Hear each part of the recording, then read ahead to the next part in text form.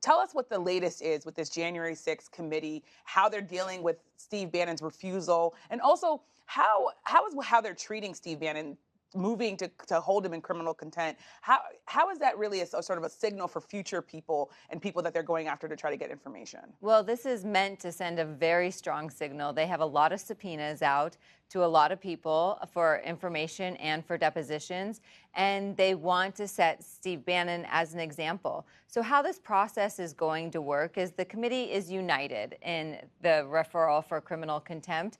So they are going to vote on it next week, and then it would go to the House of Representatives. The House of Representatives would theoretically pass it, which is what is expected. It would then go to the Department of Justice, where the U.S. Attorney of D.C.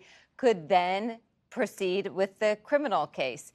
Now, the one important thing to note with this is while these criminal proceedings do progress, it will not compel Steve Bannon to cooperate with the committee. So this is not an attempt to get more information from Steve Bannon. This is definitely to set an example for everyone else, to say everyone else needs to cooperate. And to set an example, it's really interesting that you make that point, because there are some people said to be engaging with the committee. Among them, Mark Meadows, Kash Patel. Tell us a little bit about what we know about that engagement. And I also wonder if you could talk a little bit about how former AG Jeffrey Rosen, his sort of meeting with the committee this week, how it went. There was reporting that he was there for hours. Yes, there is reporting that he was there for hours, and he did meet with the committee. And that was something that was unexpected. We didn't know about until he was actually meeting with the committee and shortly after.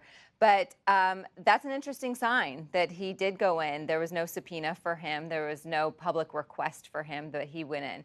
As far as those who are engaging with the committee in the Trump orbit, former Chief of Staff Mark Meadows, Kash Patel, top advisor to the former president, and we don't know what level of engagement is, but we know that it's enough at this point, anyway, that a criminal contempt has not been referred by the committee. So Mark Meadows and Kash Patel have kept them in the committee in the fold, and it's enough for the time being. We'll see how long that lasts, though. But I have to say, I would not expect Kash Patel or Mark Meadows to cooperate in any significant way with this committee. They're engaging. That means they're not saying, hell no, I won't come.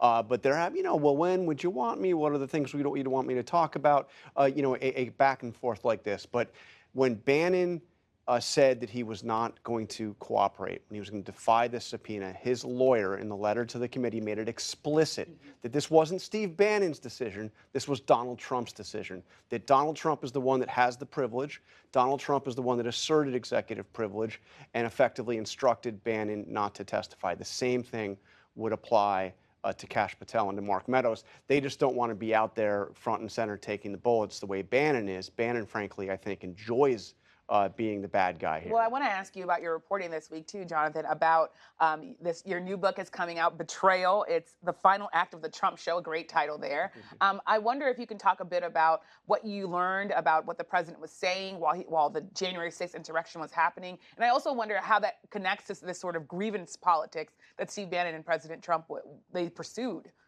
Well, look, one of the central purposes of this committee, aims of this committee, is to find out what Donald Trump was doing while his supporters were rampaging through the Capitol. What was he doing during those hours when people were pleading with him publicly and privately to come out and to publicly call on his supporters to stand down and to leave the Capitol? What I learned in the course of my reporting is that Donald Trump was quite happy with what he was seeing. He was actually boasting at the time about the crowd size at the rally. In fact, when I interviewed him 2 months after he left office, he was still telling me, nobody gives me credit for how big that crowd was on January 6th. But also significantly, we all know about Kevin McCarthy's phone call. I learned some more details about that. Kevin McCarthy placed that call literally while he was being evacuated from the Capitol, when he was on his way to the secure location off the Capitol, along with the 3 other top leaders.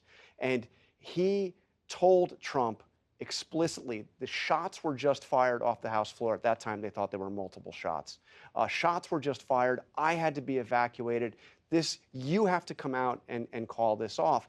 And it was in response to that that Kevin McCarthy heard Trump's say, they just believe it more than you, Kevin. Yeah.